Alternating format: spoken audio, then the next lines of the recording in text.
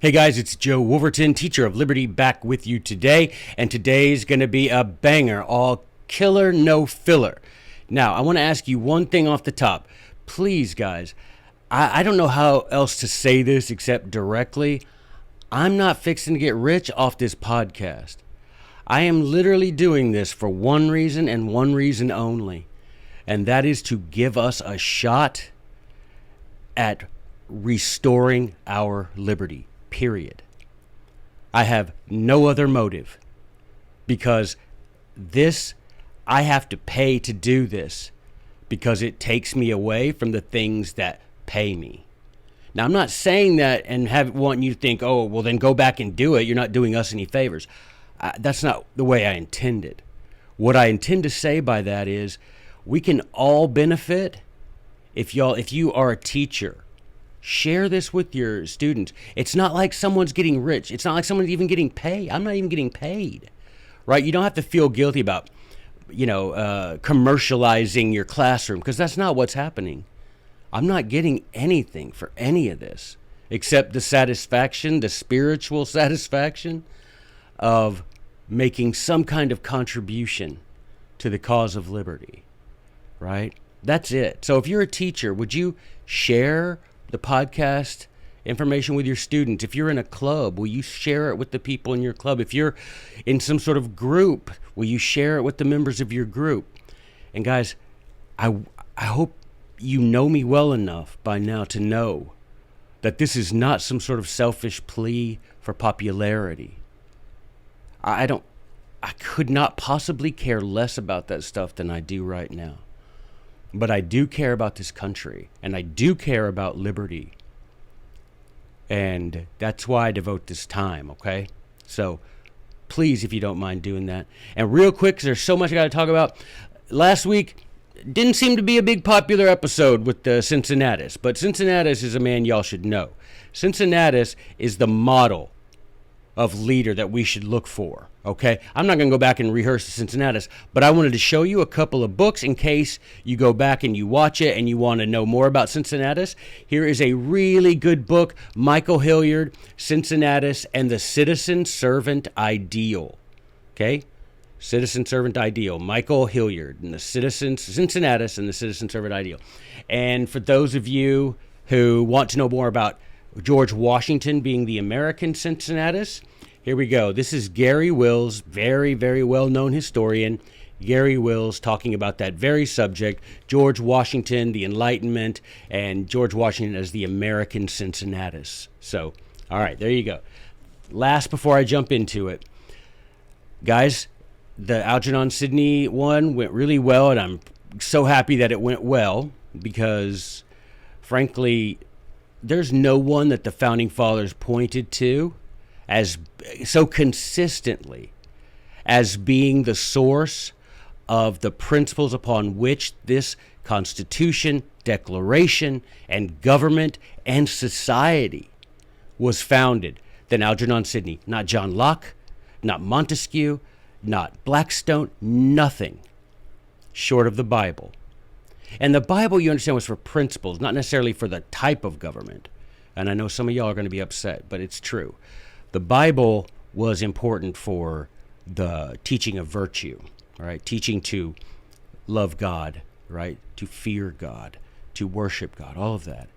So, but when it comes to understanding the way our government was meant to function, what the Declaration meant, guys, you got to read. I know it's a lot. Trust me, I know it's a lot.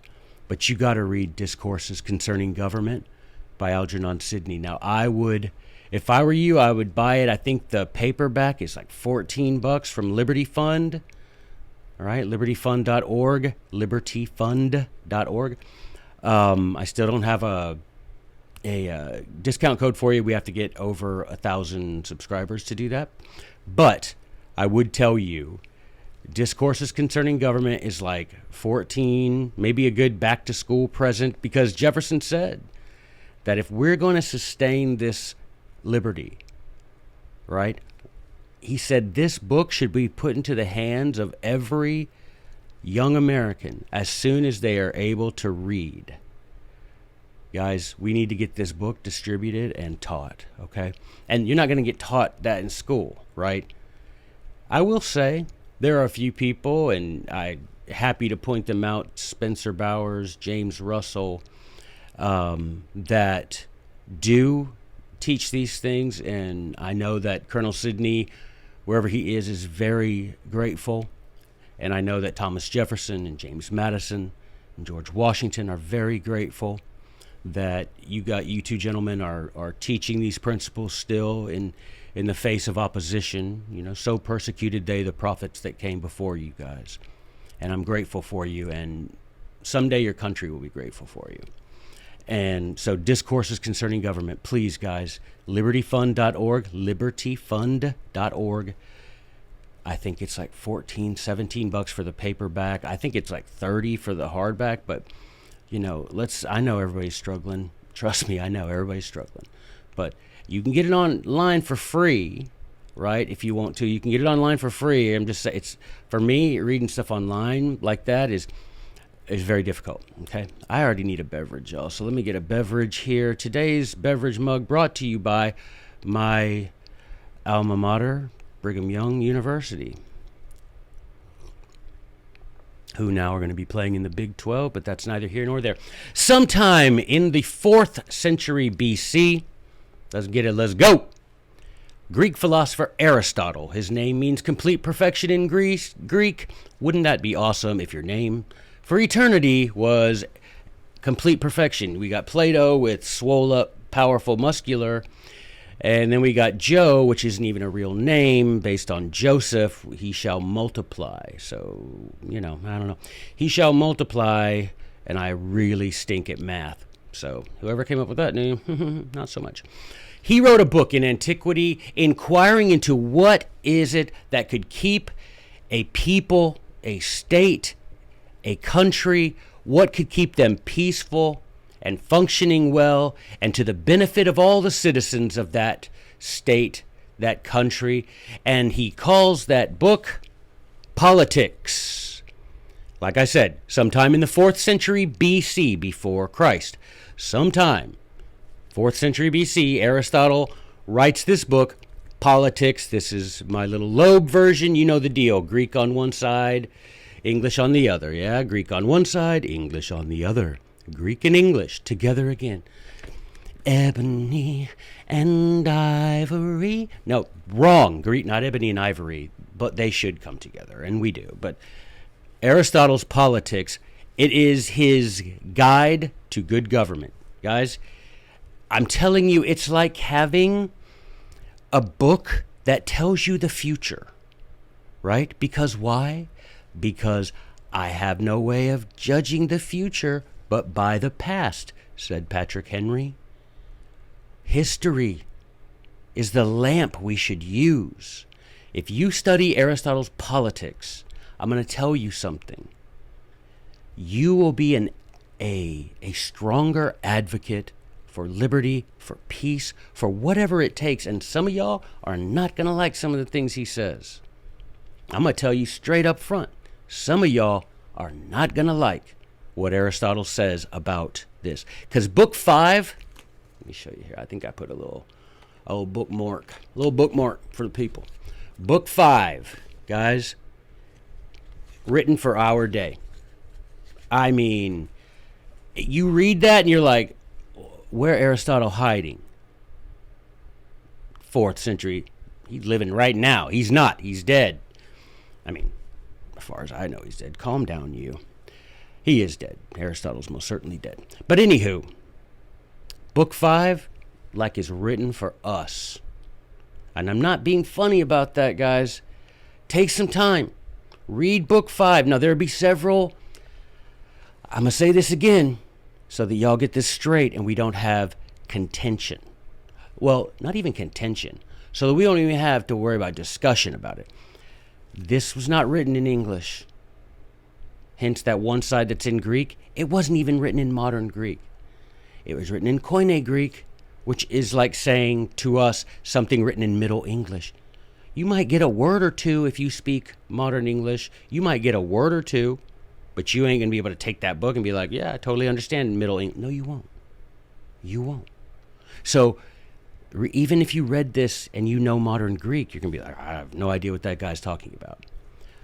So there are going to be several translations of this, different ones. I myself I use the Loeb, but I have so many versions. I have the Penguin version. I have the Oxford version. I just have a lot of different translations. So the words I use are from this translation. Or from when I look at a word in this translation and I read the Greek, and so I'm like, that word sounds odd today because, this was translated nearly 100 years ago. So I go and I look and I'm like, okay, this is the way we translate that word today, okay? And so what do the kids say? Don't at me. I don't know. The kids don't say that. Whenever someone my age says whatever the kids say, just know in your head, that's what the kids said 20 years ago, right? When I started feeling like anybody who was under 30 was a kid. Yeah. I mean, I'm a kid because I'm 20. What was I? I forget what I was. 27 at my next birthday, which was yesterday, but it's okay. No, it really wasn't. It wasn't. My birthday was not yesterday, okay? September 21st is my actual birthday. Should I have said that? I just give out my mother's maiden name, and no, I'm just teasing. All right. Book 5 of Aristotle's Politics, guys. I'm going to ask you do yourselves a solid and read this, but I'm going to give you a little overview today just to do nothing else but blow your mind, all right? So now a lot of this I'm going to have to be reading because memorizing it would be nigh on impossible. All right. Aristotle begins the essay, or the chapter, the book, whatever you want to call it, book 5 with what happens when people in the country, in the state, in the community begin to stir up factions. Factions equals political parties. Factions equals different groups, right, who associate with each other inside the community, the country, the state, right? Different factions, right? You have different ways of seeing things, and it's opposite to that way, and you're divided up into these groups. They're called factions. The Founding Fathers even called them factions, right? You read Federalist number 10, Federalist 51, talks all about that, right, by James Madison. So what he said, you get some organization, some group. I think he calls it a cabal at some point, which comes from the Latin for head. But it's like a conspiracy of powerful people, and they stir up these factions, right? Because some factions naturally exist, but they can coexist, right? Peacefully coexist. Well, he says that sometimes when a commonwealth, a republic, is heading down, is heading for destruction, these are some of the things you should look out for. First is an increase, a seeming, crescendo of contention among these various factions, okay? And he said one of the things that you can look for that will be stirred up will be this desire among some of the factions for equality. That they will say, you say we're equal, all men are created equal, but how come I don't have my equal share? Now, what Aristotle says is, as they are equal to each other in that thing, meaning we are all born equal, they think they should be equal in all things, including control over property owned by others. The people who are trying to abolish the Constitution and liberty, Aristotle said, will not stop until they have an unequal share of things due to their perceived unequal treatment in other times and in other ways. But don't get it twisted, guys. This feeling, and that's the word he uses, feelings. He's like, these are feelings that are stirred up. These would-be tyrants, they stir up these feelings on purpose among people who genuinely, their ancestors were mistreated. And they roil it up, baby. They keep it going all the time. Well, you don't have as much as them. If they believe you're born equal, then how come you don't have the same as them? Your ancestors were mistreated. You deserve to have. And then not only equal, these people supporting the destruction. And I'm not talking about the group asking for, you know, to be compensated for past wrongs. I'm not talking about them. They get stirred up by the people that Thomas Gordon called in the shadow of the throne. Okay? The shadow, the people supporting the people that we see as people in power. There are people behind that. And they're the ones who stir these people up wanting this. And then they won't stop. If they could even get equality, they stir it up, these people, so that these other people, this group, wants an unequal. I won't stop until I punish you. Not till I'm equal to you, but till I punish you for what your ancestors did. That should sound very familiar. Next, the motivation, like I said, are feelings. The spirit of feelings, Aristotle writes, is what grips these groups. And the people stirring this up, the people causing all of this contention, all of these riots, all of this conflict that we live with today, the people stirring that up, they know. You can't get out there and say, well, let's talk reasonably about how things are. Let's just sit down calm. No. They want a spirit of feelings to grip people. They want you to feel. And let's not lie to each other, man. All of us know that the way we feel is so important to us. And it should be. We should be a feeling people. We are humans with reason and with emotion. But that shouldn't be how we should be led. But these people know that when that time comes, that this people, we got them right where we want them, the feelings. Let's work on their feelings. I feel misunderstood. I feel misrepresented. I feel oppressed. I feel that you don't like me. I feel that you don't understand me, etc., etc. Work on their feelings. Those that desire, this is Aristotle, this equality, they stir up party strife because they feel that even though they are the equals of those that have more, they are not treated equally. We have said that those who feel they ought to be greater than others start this party conflict because of the state of their feelings. Guys, the very word snowflake. And I'm sorry, but there are a lot of conservative people who like to call, progressives and liberals snowflakes, and it's a fact. But snowflakeism, being all up in your feelings about stuff, that's not, the left doesn't have a monopoly on that, guys. Okay? The left doesn't have a monopoly on that. I know plenty of people on the right that get their feelings hurt if you say something bad about Donald Trump, for example. Right? So this notion that these people who want to overthrow the Constitution, and that's the literal words that Aristotle uses, y'all. Book 5, Politics.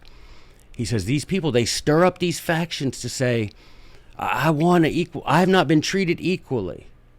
I want their stuff, and I want more than my equal share to make up for what's been done.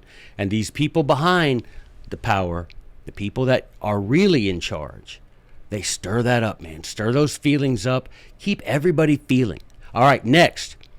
The Greek philosopher reveals the goal is to get gain and honor by creating conflict and political partisan fighting to prevent themselves and their friends from ever experiencing dishonor or loss. Guys, that's the point. They want to put everything on you. They want to create this controversy. They want to create the conflict, the constant fighting and arguing, the political fighting. They create all of this as a smokescreen to get away with any number of crimes. Guys, if you don't see that today, I don't care who your favorite tyrant is. There's no way I care less about which little letter you put after your name or which one of the various tyrants that you support. Right? Go read some Trenchard and Gordon letter number 13 if you want to get some of that, how I feel about that. But the fact is, these people that are behind the powerful, they stir all of us up, and they do it constantly with all kinds of conflict. Why? So that they, the people behind the people in power, and the people in power can get away and do the vilest, evilest things and have no dishonor and no loss. But you do the slightest little thing that they can pick, that they can portray as bad, that they can portray as intended to harm another, that they can portray as criminal, and you will suffer dishonor and loss like you do not know. Guys, we are being warned and forewarned. 2,300 years ago he wrote this. And do you realize he wrote this by studying history himself? That book is full of, well, this is what happened in this society. This is what happened in this country. This is what... It ain't like he's freestyling. And if he was, that guy's a prophet. Because the stuff he says, you just look around. Right? It's like, what is it Jesus said? I can't tell you when I'm going to come again, but, I mean, look around. Right? I can't tell you that it's fall, the autumn. I can't say, I mean, we do say autumn starts on a certain day, but you know when autumn's coming. You can tell. The pumpkin spice is back for sale. You know the deal. So when you see these things coming, you know we are ripe for destruction. So they don't want to get in trouble. They want to be able to commit crimes and do the vilest, evilest, most dishonorable things you can imagine, most just degenerate things. And they use all this fighting among the people as a smokescreen to get away with it. Because guess what? Some of the people, we're not gonna care if they don't get punished, because that's our guy. We're on that guy's side. That guy's on our side, so he can do it, but your guy better not do it. After igniting these fires of faction constantly, those organizing the disturbances, remember, Aristotle, that's why these people with the conspiracy theory, no, it's conspiracy fact, my man. Read some history, crack a book, and then come at me with your conspiracy. You can't read a page of Aristotle, a page of Livy, a page of Plutarch, a page of Polybius without seeing the constant conspiracies in high places. That's why when people come at me, I just turn them off. When people come at me to discuss and we got to put these conspiracies to the side. That's like saying, you know what we got to do? Put all human history to the side. No, forget that. I ain't going to do that. Why do I want to be ignorant like you? No, I'm not going to do that. I'm not going to put that aside. So you read this and you'll see this constant conspiracy. There is a conspiracy of people working together, organizing these disturbances. And I'm not talking about the people you see, y'all. Okay? I'm not talking about the ones that you see. I'm talking about the people behind them that support this financially, that support this in letting them get away with degenerate things, decadent, filthy, vile, evil. Okay? So be careful about pointing the finger at some silly politician. There's somebody behind those politicians. So they continue stirring up feelings, and they want people to feel that, quote, they resent others unjustly, getting a share larger than them. And if the uproar and conflagrations, meaning these fires, these riots, don't deliver the power, then guess what? The people, the instigators, the people behind all this stuff, they will turn to, quote, election intrigue, unquote. They will make it where people cannot rely on the results of elections. What? Yes, guys, book 5. That if they're stirring up all the riots, they're stirring up the conflict, they're dividing the people, constantly dividing into different groups. When that doesn't seem to be going fast enough, one of their tricks that they turn to next is election intrigue. Guys, I didn't get this book out of the Vatican library hidden in some vellum wrapped up. No. We've had access. What? If you study Aristotle in school, what are they going to tell you? Aristotle believed, nonsense. They ain't going to say, let's read book 5 of, why? Because the people that pay for education pay for all this other stuff too. And as Aristotle himself said, serpents don't kill serpents, lions don't kill lions, thieves don't kill thieves. They're not fixing to pay some teacher to teach you how to pull down the tyranny, except in the case of me and a couple other guys that I don't know if they want. Well, I named them, but maybe people forgot by now. All right, election intrigue. And then he says, as if that weren't enough, make the people not be able to rely on election result. He literally says that in book 5. Make it where, so these are the instigators, the conspiracy behind all this says, make it where they can't rely on election results. Now, guys, this ain't me being political. Do you understand? The book is called Politics. I'm not pointing fingers at a party like it. That's what other people do. So if you come on here and you want me to be rah, rah, Trump is right, rah, rah, Biden is right, I am not going to do that, because that's not the way this works anymore.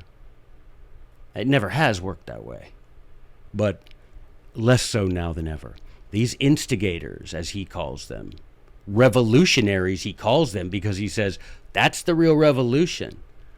They're wanting control of this government. If we were able to put our country back on the foundation of the Constitution and the Declaration of Independence, that's not being revolutionary, right? That's a restoration, not a revolution. The people wanting to tear down the Constitution, that's a revolution. We want to restore it. That's a restoration. That's why I don't call the American Revolution the American Revolution. I call it the War for Independence, because they weren't the rebels. They weren't the revolutionaries. The British were. Period.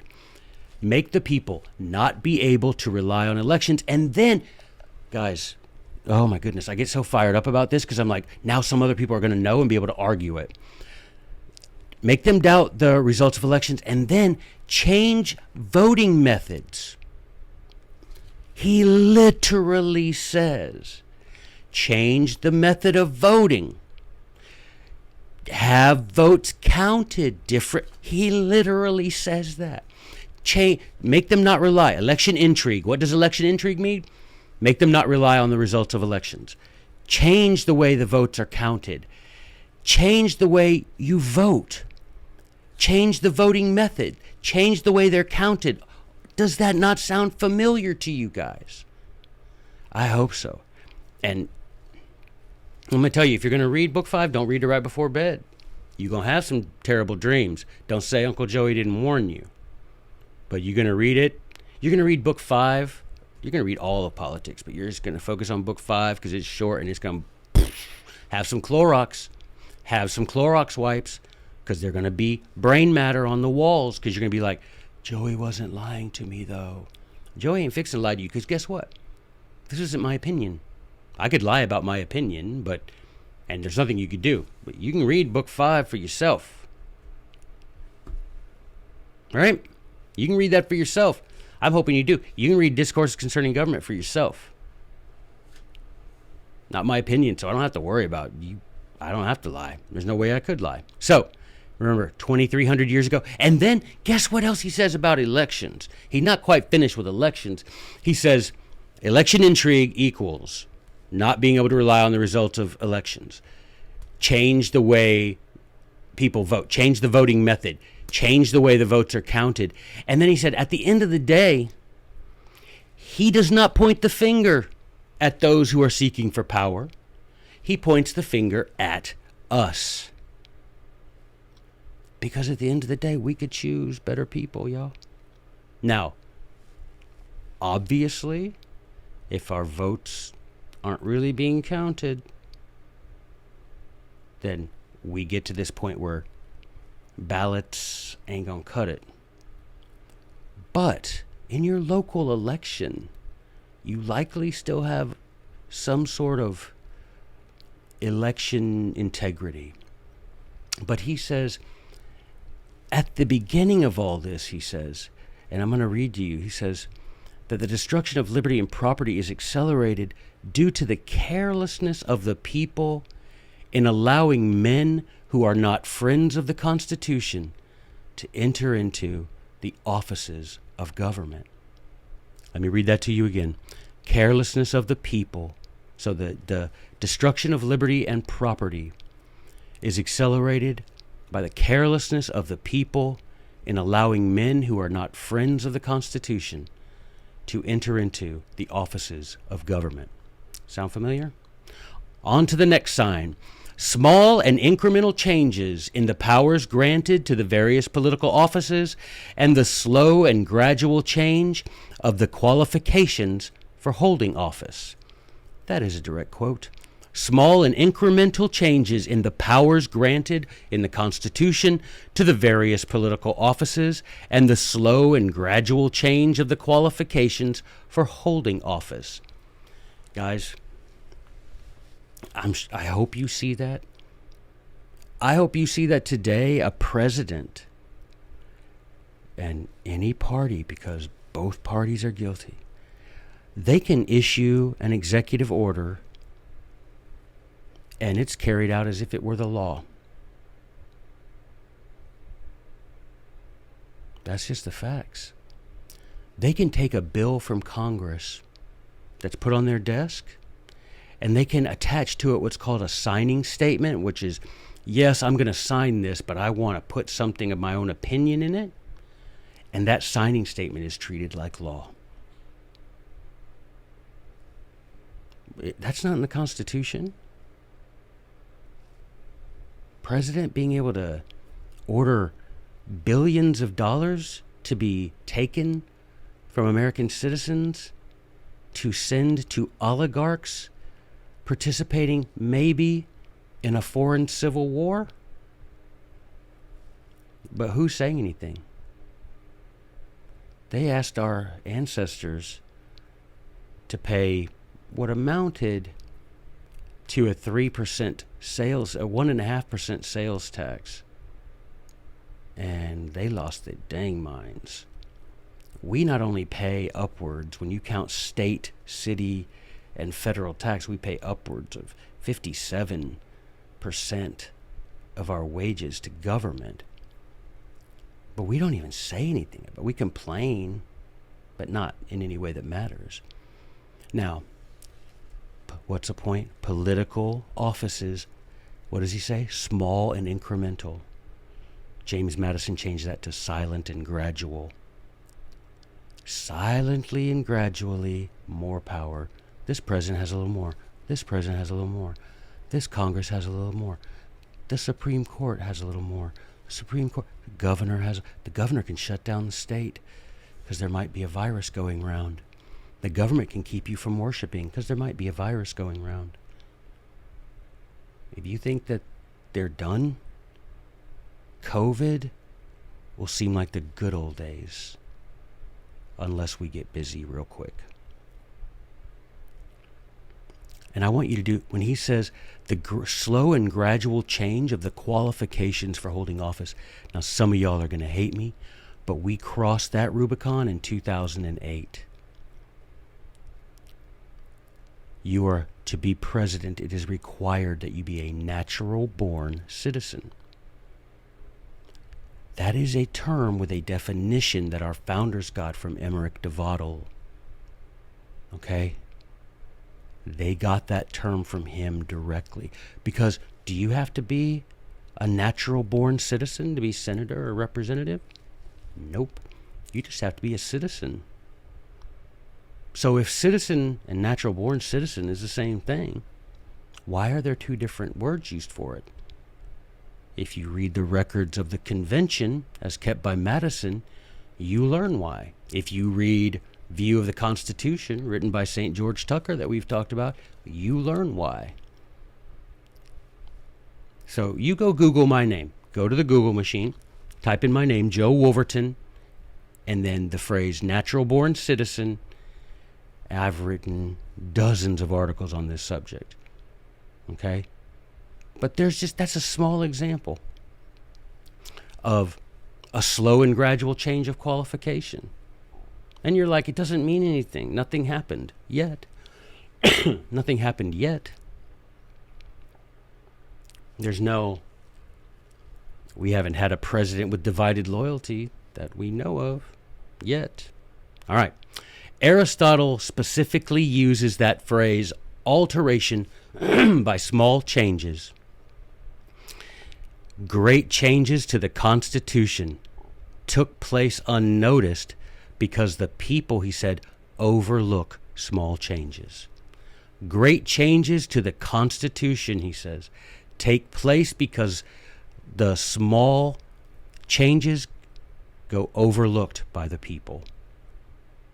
Now, our founding fathers had a phrase that they used for this, and if you read their letters and you read their essays, you will see this Latin phrase used a lot, particularly right up at the beginning of the War for Independence. Samuel Adams, John Adams, Thomas Jefferson, Mercy Otis Warren, Thomas Paine. You will see this phrase in Latin, principis obsta. Principis obsta is Latin for stop it at the beginning. As soon as it begins, stop it. That was their way of saying, don't be fooled by the small and incremental changes. As soon as you see that tyranny, you stop it. Principis obsta. As soon as you see the tyranny, you got to stop it. Do you understand? Don't be one of these people that Aristotle talks about that overlook the small and incremental changes, okay? It's too late for us to principis obsta. It's too late for us to stop it where it begins, but we can still stop it as soon as we notice it, yeah? You may not have known before. There was a day I didn't know. The day I found out is the day I started trying to stop it. I just want more of us to try and stop it. Yes, we've missed that opportunity, but not us. Our fathers, our grandfathers, our great-grandfathers, they overlooked those small changes. But we, now that as soon as we notice them, we can begin stopping them. That's simple, guys. As soon as we begin to notice them, we can begin trying to stop them. And so you just don't understand. I don't want you misunderstanding. So this cultural cacophony that we have now, look that word up if you don't know what it means. This is many of those who support these insurgents are motivated. Now, so you have all these groups.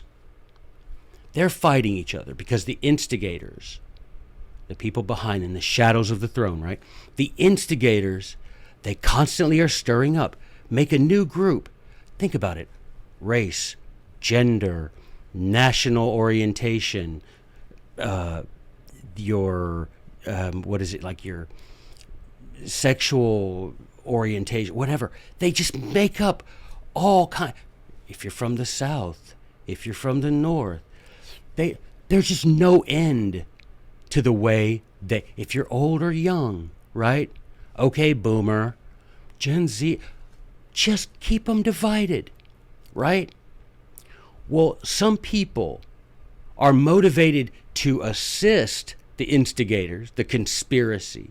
They're motivated to assist that because, Aristotle writes, of the insolence and greed shown by men in office. They start thinking, look what they get away with, look what they can do, I'm going to show them, or I'm going to join them. I want to take advantage. If they're going to be greedy, if they're going to take the property of other people, I want some of that. And look, there are so many ways. Think of all these companies. Go and just Google it. How many fraudulent applications for COVID assistance were received? Millions and millions of dollars.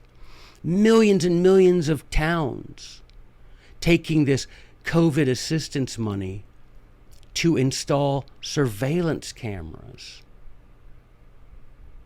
Guys, it's not just who you think. This is all races, all parties. I don't care if they're a tyrant, as long as they're a tyrant that benefits me. That's the attitude today, right? Because we can show so many ways that everybody is wrong and everybody is right. Do you see what I'm saying? There's no one of these factions that have been created that has a monopoly on the truth or a monopoly on lying or even oppressing or even tyrants. Let's not do that. Let's not participate in their little game by throwing all the fault at the Democrats or throwing all the fault to the Republicans or Donald Trump or Biden. Don't let them do that to you. That's how ignorant people behave. You're not ignorant. And if you are, you can do something about that. You can start reading these things. You can start sharing this podcast. Man, that's not a pride thing. I didn't write politics. I'm just pointing it out. Right? Come on, share these things. Let's get enough people who recognize what's going on. There are two parties, us and the conspiracy who wants to take away our life, liberty, and property. And when I say us, that's anybody who agrees. There are going to be some people who don't. But these people in power, what they see, Aristotle says, what everybody sees these people in power do, prey on private property and raid the treasury of the country. Guys, I'm not making this stuff up. Prey on private property and raid the country's treasury. The men in power then use their excessive predominance to hand out benefits that will help them perpetuate their grip on power. They will use their predominance. They will use the power that they've slowly and gradually got. They will use the money stolen from people's property, that is to say, salaries, that is to say, property tax, the money we pay the king for permission to live on his land. Do you understand that? That's ridiculous. That's ridiculous. You could own your house, and you don't own your house, because for the rest of your life, you're going to have to pay property tax. You're going to have to pay the king permission to live on his land. That is not America, y'all. That is not America. I don't care. And you have these people in power prey on private property, raid the treasury to hand out benefits to anyone who will help secure their power and will help them set up a tyranny on the ruins of the Constitution. Does that sound familiar? Political parties stealing property from one side to give to another, and then saying, look how that side, look, they just want welfare. They just want more welfare, more welfare. Meanwhile, corporations get way more welfare than individuals in this country. It's just a fact. That's not political. That's a financial fact. Corporate welfare outshines individual welfare by exponential amounts. But the people who roiling things up, keeping things stirred up, look at that. They just want to keep getting. They don't want to work. They just want to get welfare. And then what? They take from you, and they're like, hold on, we'll get some stuff from these guys who are being greedy and using privilege. We'll take their stuff and give it to you. Just wait. The same people talking out of both sides of their mouth. But here we are like, yeah, that's our guy. And here another group. Yeah, that's our guy. And another group. Yeah, that's our guy. Because these guys will tell you whatever it takes to keep you fighting. Keep everybody outside the castle fighting while the people inside the castle have huge feasts that you've been paying for with money stolen from you while you're fighting with the people you could be uniting with to tear down the bloody castle and burn everybody in it. But we don't.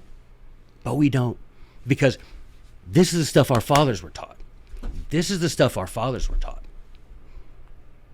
We're taught nonsense on purpose because knowledge will forever govern ignorance, and you can't be ignorant and free. next step toward annihilation, I'm trying to hurry, y'all, is that the people of the country will not have a spirit of harmony regarding basic principles of justice and how government should function. And since they will not have this spirit of harmony, they cannot be held together, he says. For this, he says, listen, a chance multitude of people does not form a country. Bunch of people living in the same place, that's not a country. Right? Bunch of people in a hotel stay together, you wouldn't call that a family. It's a building with 4 walls and a bunch of people live in it. You wouldn't call that a family. You wouldn't even call it a house. It's a chance grouping.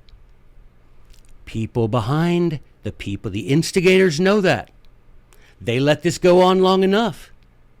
They encourage people who do not share the values upon which this country was originally founded.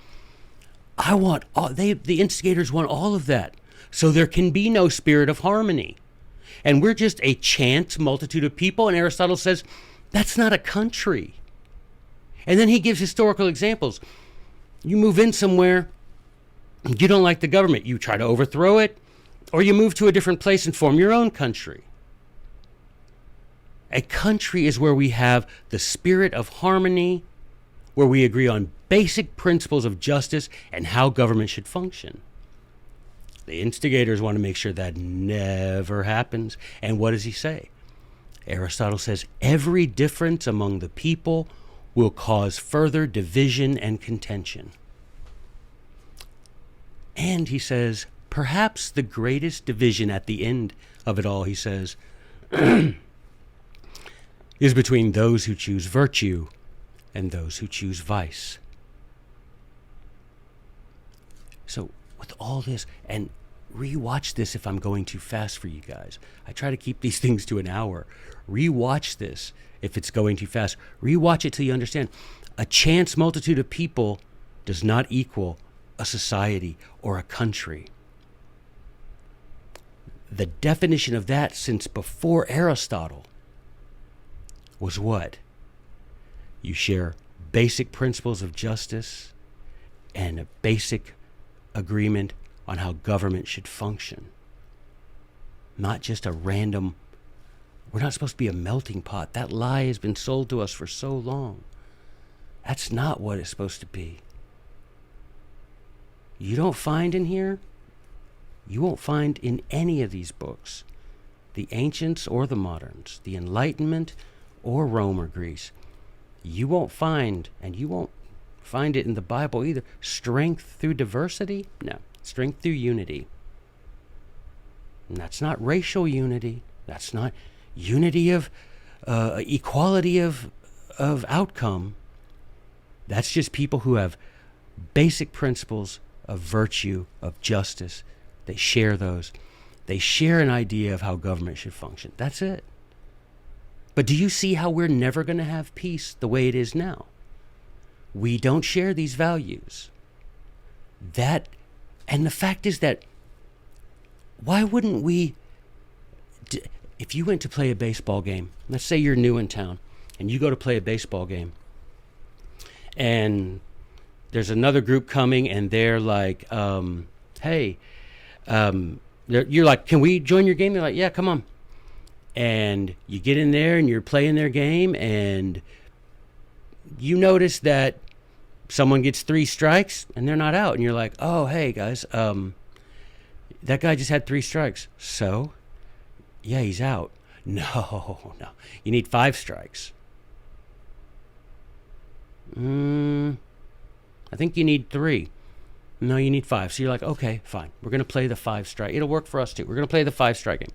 Guy gets a hit. He gets out of the outfield. The outfielder throws it in. He runs from third to second to first. You're like, hey, I think you're supposed to run first, second, third. No. You run to third first. That doesn't even make sense. It's third base. Yeah, we call that first base. But baseball, it has rules. Yeah, I know, we're playing according to the rules. No, the rule is 3 strikes, 4 balls, first, second, third, home. That's not baseball. I mean, it's not our baseball. It might be baseball where you come from, but it's not our baseball. Now, what would happen? Wouldn't you and your group say, that's too crazy, let's just go, right? Take your mitt, go find a new field, and play a game according to the rules that you believe to be correct. And you notice, that doesn't make them wrong and you right. It makes them wrong for you and you wrong for them, but you each are right for each other, for yourselves. Which only makes sense. So wouldn't you want to be divided up according to places where people agree in those things? And then there's no fighting, there's no constant rioting, there's no election intrigue. There's no tearing down the Constitution, because nobody wants to do that, because we're living under a Constitution based on consent of those being governed by that Constitution.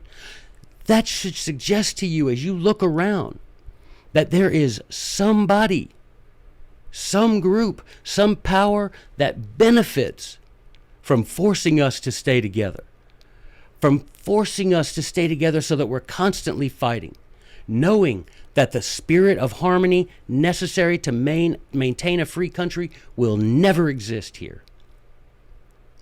It's gone on, but that's okay, right?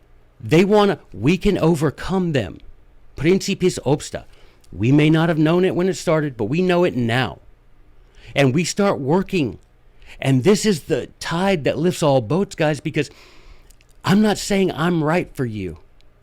I'm not even saying you're wrong. I'm saying this is the way I believe. Some others of us believe likewise. Let's just take our mitts and go to a different field and play that game. And y'all can play your 5 strikes, go to third, first. You can do that. That doesn't make it wrong. That means we don't want to do it. And y'all don't want to play our way. And that's cool, because then everybody gets to play according to the game the rules of the game that they want to follow. That is a spirit of harmony. We may not get along, but we ain't fighting. So somebody benefits from the constant fighting. Someone benefits from making the races fight. Someone benefits from making the genders fight. Someone is benefiting from preventing the spirit of harmony that's necessary for a free country to exist. Now, every year, we're less alike. These people are able to stay in power because of that. I want you to think about that. This climate of contention is perfect climate for sowing discord and reaping revolution. And not the revolution you think, y'all. Not the revolution that you think we need to be a part of. We need to be a part of a restoration. Now, that may end up resulting in things that we wish wouldn't happen. We're not the revolutionaries. We are the law abiders. We're not the ones tearing down the Constitution. We're not the ones trying to change the order of things. We're not the one trying to incrementally give power. At least if you are, you need to get out of that group and start being with the rest of us. Come on now. We can do this. And we can divide up in a way that will keep us from having to be constantly fighting. We don't have to agree, but we also don't have to fight. I'm not the same religion as my neighbor, but we don't fight about it. All right? What did Thomas Jefferson say? I don't care if my neighbor worships 1 or 1,000,000 gods, as long as he's a good neighbor. As long as we agree on principles of justice, principles of how government should function, that spirit of harmony, as long as we have that, we're good to go, guys. But there are people that benefit from this melting pot nonsense. And remember, that's not a racial designation. The distinction isn't made by race or gender or national origin. That's rubbish. Our founding fathers weren't all the same race. They weren't all the same national origin. That's not what it gets to. What it gets to is a spirit of harmony regarding justice, principles of justice, and how government should function. That's it. But see, that teaches us what? That it's not about race. It's not about gender. It's not about national origin, which side of some border you come from. That ain't it. But if you get too many people from anywhere,